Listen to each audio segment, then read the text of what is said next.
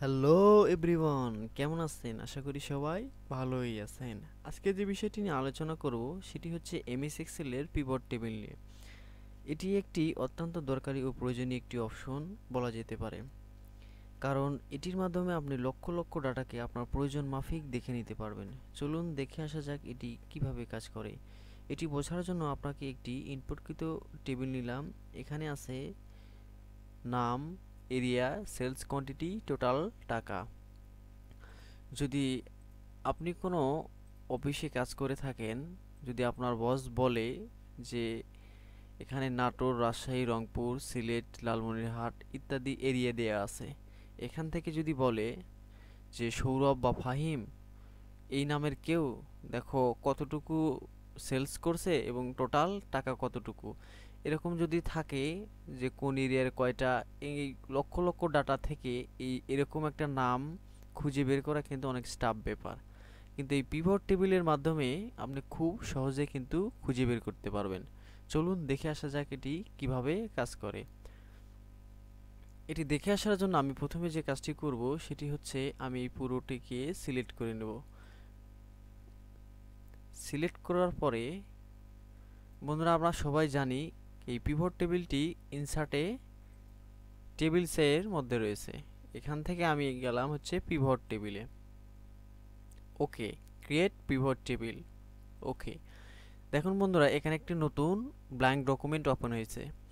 এখানে কিছু pivot টেবিলসের preview, এখানে কিছু ড্রাগ ফিল্টার বিটুইনস এরিয়া বিলো। এখানে আমরা যে বিষয়টি করব, এ পাশে আছে হচ্ছে আমাদের নাম, এরিয়া, সেলস কোয়ান্টিটি, টোটাল টাকা। আর এখানে কিছু row level, value, column level, report, filter. এখানে যে অপশনগুলো আছে সেগুলো আমি কিভাবে সাজাতে চাই। এখানে রো লেভেল আছে, ভ্যালু আছে, কলাম লেভেল আছে, রিপোর্ট, ফিল্টার আছে। চলুন আমি একটা একটা করে সাজিয়ে নিই। আমি এই নামটাকে দিলাম হচ্ছে, আমি ড্রাগ করে টেনে নিয়ে এসে দিলাম হচ্ছে এই যে রো লেভেলে। এই যে দেখেন রো লেভেলে সুন্দর করে সাজিয়ে গেছে। কিন্তু পরবর্তী এরিয়াটা, এরিয়াটা কিন্তু অনেক স্টাফ ব্যাপার, অর্থাৎ আমি এরিয়াটা কোন এরিয়াতে কি আছে এটা আমি যদি হঠাৎ করে খুঁজে বের করতে চাই সেক্ষেত্রে কিন্তু আমার ছাঁকুনির দরকার। ছাঁকুনি মানে হচ্ছে রিপোর্ট ফিল্টার, অর্থাৎ আমি খুঁজে খুঁজে বের করব যে আমরা যখন যেটা প্রয়োজন তখন সেইটা ছাঁকুনির মাধ্যমে ছেঁকে বের করব। অর্থাৎ এই কারণে আমি এরিয়াটুকু এই রিপোর্ট ফিল্টারে দিয়ে দিলাম। পরবর্তী আছে সেলস কোয়ান্টিটি।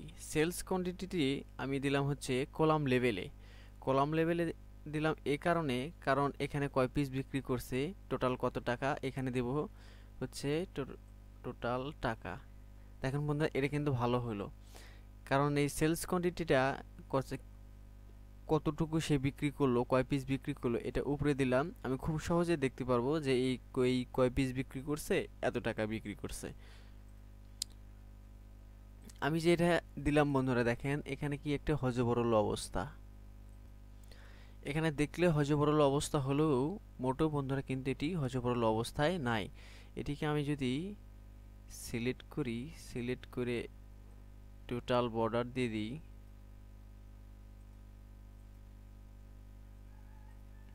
দেখেন এখানে কিন্তু আমাদের বুঝতে সুবিধা হচ্ছে। এখানে দেখেন ফাহিম, হাফিজুর, খালিদ, মাহবুর, নাজিম, এগুলো প্রত্যেকটি কিন্তু আমাদের এক একটি সেলস ম্যানেজার বা সেলস কাস্টমার। এখান থেকে আমরা ফিল্টারের মাধ্যমে কিন্তু সুন্দর করে এক একজনের ভ্যালু বা এক একজনের সেলস কোয়ান্টিটি, টোটাল টাকা কিন্তু দেখে নিতে পারি। এখানে আছে হচ্ছে ওয়ালে, এখানে হচ্ছে ফিল্টার। ফিল্টারের মাধ্যমে আমি এরিয়াটুকে কে কোন এরিয়াতে আছে এটা কিন্তু আমি সুন্দরভাবে দেখতে পারি। চলুন একটা একটা করে দেখে আসা যাক। এখানে রো লেভেলসে আমি একটা নাম সিলেক্ট করলাম, টোটাল নাম না দিয়ে আমি এখানে সিলেক্ট করলাম হচ্ছে ফাহিম। ফাহিম, ওকে। দেখুন বন্ধুরা ফাহিমের সেলস কোয়ান্টিটিটা কিনি কলাম লেভেলসে, রো লেভেলসে হচ্ছে ফাহিম। এখানে ও বিক্রি করছে হচ্ছে 7 পিস 154 টাকায়। দেখুন বন্ধুরা সুন্দর, কিন্তু আমাদের পুরো শীটটিকে কিন্তু খুঁজতে হচ্ছে না যে ফাহিম কয় পিস বিক্রি করলো, কত টাকায় বিক্রি করলো, কোন এরিয়ায় আছে, এটা কিন্তু আমাদের খুঁজে বের করতে হলো না। এক এখানে সিলেক্ট করার মাধ্যমে কিন্তু আমি খুব সহজে দেখে নিতে পারতেছি। এখানে যদি আমি পুরোটা আবার অল করে দিই, ওকে, দেখেন পুরো শীটটি কিন্তু আবার চলে এসেছে। আমার যদি মনে হয় আপনার বস যদি আপনাকে যদি বলে দেখো তো ফাহিম বা সৌরভ, এই রংপুরে বা নাটোরে কয়জন আছে বা তারা কতটুকু বিক্রি করলো আর কতটুকু সেলস হলো তাদের, সেক্ষেত্রে আমাদের যা করতে হবে, এই যে অলে অর্থাৎ আমি ফিল্টার ছাঁকনির মাধ্যমে যেটি রেখেছিলাম, এইখানে যাব।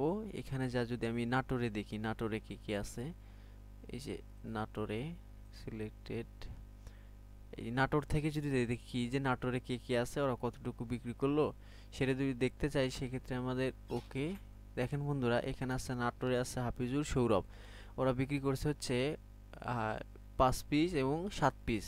টোটাল টাকা ওদের হচ্ছে 264 টাকা। হাফিজুর বিক্রি করছে হচ্ছে 154 টাকা 7 পিস, আর হচ্ছে সৌরভ বিক্রি করছে 5 পিস 110 টাকা। টোটাল টাকা 264 টাকা।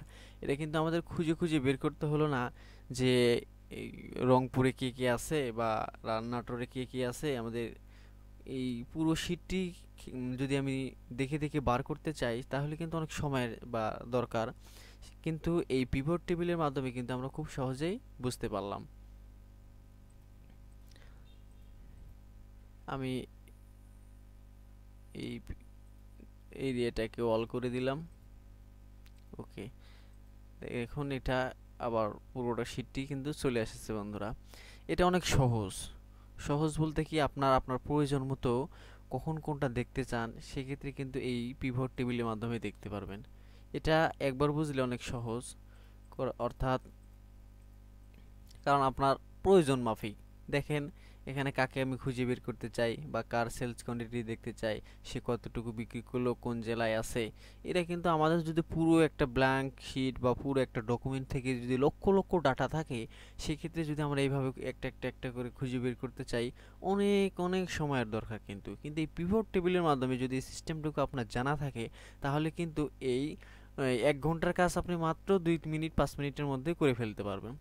তাহলে কিন্তু অন্যদের ছাড়া আপনি কিন্তু অনেক এক্সেলে এক্সপার্ট। আশা করি বন্ধুরা ভিডিওটি ভালো লাগবে বা বুঝতে পেরেছেন পিভট টেবিলের কাজ কি।